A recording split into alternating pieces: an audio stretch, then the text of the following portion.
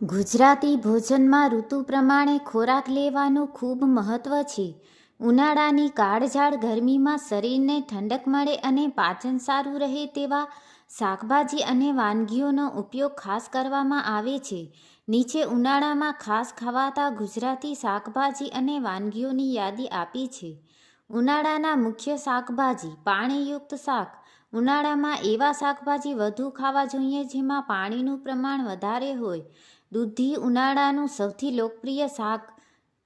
તે પચવામાં હલકી અને ઠંડક આપતી હોય છે. દૂધીના થેપલા, મુઠિયા કે સાદું શાક ખૂબ ગુણકારી છે. ગલકા અને તુરિયા. આ શાકભાજીમાં પાણીનું પ્રમાણ ખૂબ વધારે હોય છે જે શરીરમાં પાણીની કમી થવા દેતા નથી. ગુવાર અને ભીંડા. આ શાકભાજી ઉનાળામાં સરળતાથી મળી રહે છે અને સ્વાસ્થ્ય માટે સારા છે.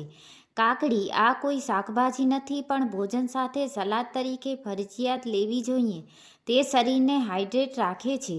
ઉનાળાની ખાસ વાનગીઓ. ઉનાળામાં ભારે તળેલું ખાવાને બદલે ઠંડક આપતી અને પોષણ વાનગીઓ ખાવી જોઈએ. કાચી કેરીનું શરબત. બાફલો. લૂથી બચવા માટે ઉનાળામાં બપોરે બાફલો પીવો એ ઉત્તમ છે. છાશ. ગુજરાતી ભોજનમાં છાશ વગર થાળી અધૂરી ગણાય. તેમાં જીરું, કોથમીર અને ફુદીનો ઉમેરીને પીવાથી પાચન સુધરે છે. વઘારેલી છાશ. દહીંને વલોવીને તેમાં રાઈ, મીઠા લીમડાનો વઘાર કરીને પીવામાં આવે છે. ઠંડા પીણાં. ગુલાબનું શરબત, વરિયાળીનું શરબત, લીંબુ શરબત અને ખાસ કરીને વઘારેલી દાળ-ભાત સાથે છાશનો ઉપયોગ થાય છે. કેરીનો રસ.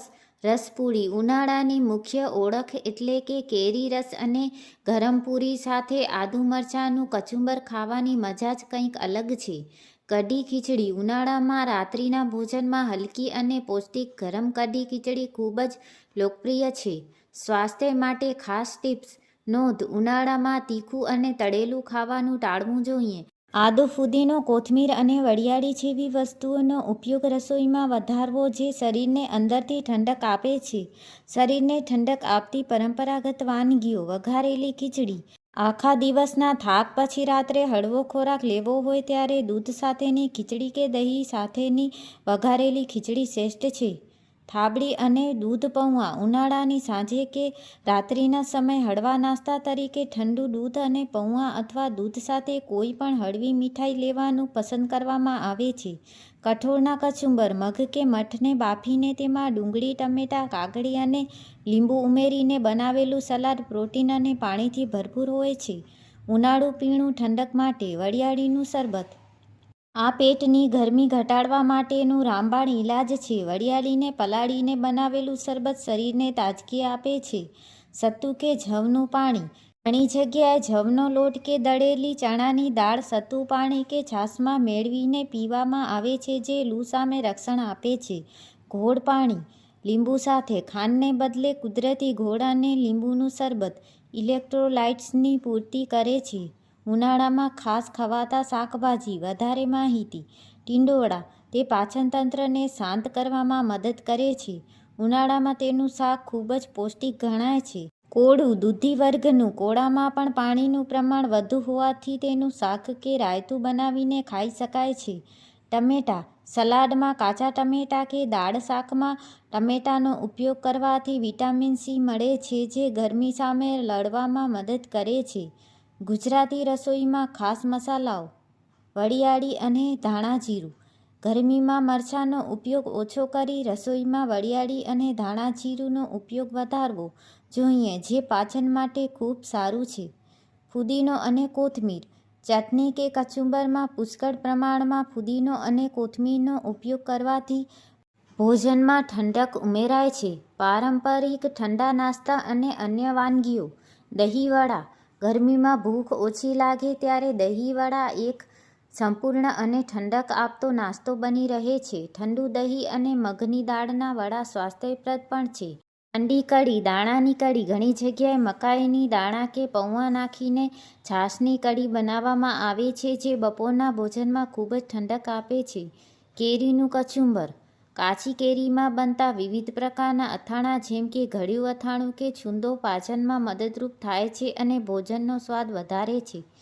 મગનું ઓસામણ. મગ બાફીને તેનું પાણી ઓસામણ કાઢી તેમાં મીઠું અને મરી નાખીને પીવાથી શરીરને ખૂબ જ રાહત મળે છે. કુદરતી ઠંડક આપતી સામગ્રી. ગુલાબનું શરબત કે ગુલકંદ. ઉનાળામાં ગુલકંદ ખાવાથી કે ગુલાબનું શરબત પીવાથી પિત્તનું પ્રમાણ ઘટે છે અને આંખોને ઠંડક મળે છે. ખસનું શરબત. ખસમાં રહેલા ગુણ શરીરના તાપમાનને નિયંત્રિત રાખવામાં મદદ કરે છે.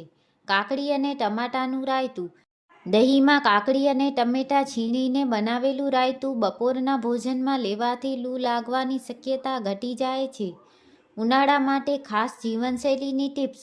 માટલાનું પાણી. માટલાનું પાણી કુદરતી રીતે ઠંડુ હોય છે અને તે પચવામાં હળવું હોય છે, જ્યારે ફ્રીજનું પાણી પાચનતંત્રને મંદ કરી શકે છે. વહેલી સવારનો આહાર. ઉનાળામાં સવારે નાસ્તો હળવો રાખવો. ફળોમાં તરબૂચ, ટેટી અને દ્રાક્ષનું સેવન વધુ કરવું, કારણ કે તેમાં પાણીનું પ્રમાણ ખૂબ જ વધારે હોય છે. રાત્રિનું ભોજન. રાત્રે ભારે ખોરાકને બદલે મગની ખીચડી, દૂધ પૌઆ અથવા દૂધ ભાત જેવો ખોરાક લેવો જોઈએ, જેથી ઊંઘ સારી આવે. ભોજનમાં મસાલાનું મહત્વ. ધાણા અને જીરું. આ બંને વસ્તુઓની પ્રકૃતિ ઠંડી છે. દાળ કે શાકમાં તેનો ઉપયોગ વધારવાથી તે શરીરની ગરમીને કાબૂમાં રાખે છે. સૂંઠ અને મરીનો ઉપયોગ. જો કે તે ગરમ છે, પણ ખૂબ ઓછી માત્રામાં રસોઈમાં નાખવાથી તે પાચનક્રિયાને સક્રિય રાખે છે, જે ગરમીમાં ઘણીવાર સુસ્ત થઈ જાય છે. યાદ રાખો, ઉનાળામાં વારંવાર થોડું થોડું પાણી પીતા રહેવું જોઈએ. માત્ર તરસ લાગે ત્યારે જ નહીં, પણ નિયમિત અંતરે પાણી પીવાથી શરીરમાં પાણીનું સ્તર જળવાઈ રહે છે. તંદુરસ્તી જાળવતી ખાસ વાનગીઓ. વરિયાળી અને સાકરનું પાણી. રાત્રે વરિયાળી અને થોડી સાકર પલાળીને સવારે તેનું પાણી પીવાથી શરીરની ગરમી દૂર થાય છે અને એસિડિટીમાં રાહત મળે છે. કેરીના કાતરાનું શાક. જ્યારે કેરી કૂણી હોય ત્યારે તેના છોતરા સાથેના કાતરાનું શાક બનાવવામાં આવે છે. આ શાક થોડું ખાટું અને સ્વાદિષ્ટ લાગે છે. મગનું પાણી. મગને આખી રાત પલાળીને બીજા દિવસે સવારે તેને આખા બાફીને તેમાં સંચળ નાખીને પીવું. આ આખા દિવસની સ્ફૂર્તિ માટેનું ઉત્તમ પીણું છે. સાત ધાન્યની રાબ. ઉનાળામાં ઘણી જગ્યાએ જવ અને અન્ય અનાજને દળીને તેની પાતળી રાબ બનાવીને પીવાય છે, જે શરીરને ઠંડક આપે છે. વઘારમાં ફેરફાર. ઉનાળામાં વઘારમાં રાઈ જીરુંની સાથે મીઠા લીમડાનો પુષ્કળ ઉપયોગ કરવો. મીઠો લીમડો પાચન માટે ઉત્તમ છે અને તે શરીરની ગરમી ઘટાડવામાં મદદ કરે છે. માટલાના પાણીના ફાયદા. શક્ય હોય તો માટલામાં 2-4 ગુલાબની પાંખડીઓ અથવા થોડી વરિયાળીની પોટલી નાખી રાખવી. તેનાથી પાણીમાં ખૂબ સરસ સુગંધ અને શીતળતા આવે છે. બપોરનો આરામ અને ખોરાક. બપોરે ભારે ભોજન લેવાનું ટાળવું જોઈએ. મધ્યાહન સમયે થોડું પણ પૌષ્ટિક અને પ્રવાહીયુક્ત ભોજન લેવું હિતાવહ છે.